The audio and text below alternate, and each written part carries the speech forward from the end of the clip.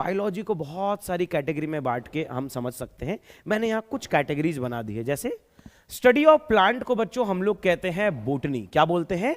Botany. Botany मतलब क्या? Study of plants, जहां हम पेड़ पौधों के बारे में स्टडी करेंगे। ओके। फिर मैं जब जूलॉजी की बात करूंगा तो जूलॉजी का मतलब क्या हो गया? स्टडी ऑफ एनिमल्स हो गया। मैंने आपको क्या बोला? मुझे देखो अच्छे से पता है बच्चों कि क्लास 8 से बच्चे जब 9 में आते हैं ना, उनके लिए सब कुछ एक बार बहुत ही अलग हो जाता है 9 में। तो एकदम उनको इस तरीके से पढ़ाना है कि वो कनेक्ट कर सके कि यार ये सब कुछ मैं समझ सकता हूँ, मेरे बस से बाहर की चीज़ें तो नहीं लग रही कहीं से भी। माइक्रोबायोलॉजी, ये आपने क्लास 8 में पढ़ा हुआ। माइक्रो मतलब very small, which can not be seen by our naked eyes, the chapter micro organism. So microbiology मतलब जहां हम बहुत छोटे छोटे जीवों के बारे में स्टडी करेंगे, that is what microbiology. Okay. फिर क्या? इकोलॉजी, जहां पे हम इन्वायरमेंट के बारे में स्टडी करेंगे।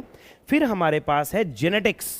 जेनेटिक्स यानी हमारा रूप रंग कैसा है, what kind of the character we get from the father, what kind of the character we get from the mother, means हमें किस तरह के गुण मम्मी से मिले हैं, पापा से मिले हैं। हर जीव के बारे में जानेंगे।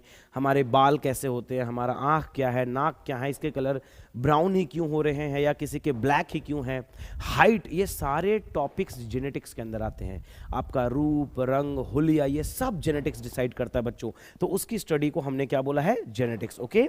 नाउ फिर हमारे पास है फिजियोलॉजी। फिजियोलॉजी मतलब क्या हो गया? बेसिकली ऑर्गेनिज्म की शारीरिक रूप रंग के बारे में हम लोग जहां बात करेंगे, उसके स्ट्रक्चर के बारे में बात करेंगे, दैट इज फिजियोलॉजी। ओके। तो ये अलग अलग तरह की क्या हो गई? स्टडी हो गई। एक बार आप देख लो बहुत अच्छे से। Botany study of plant, zoology study of animals, microbiology जहां हम छोटे छोटे जीवों के बारे में स्टडी करेंगे, इकोलॉजी जहां हम इन्वायरमेंट के बारे में स्टडी करेंगे, जेनेटिक्स जहां हम कौन कौन से गुण, डीएनए सुना होगा आपने, जीन्स, इन सब के बारे में पढ़ने वाले। ओके। फिजियोलॉजी में जहां हम बॉडी के स्ट्रक्चर के बारे में समझेंगे।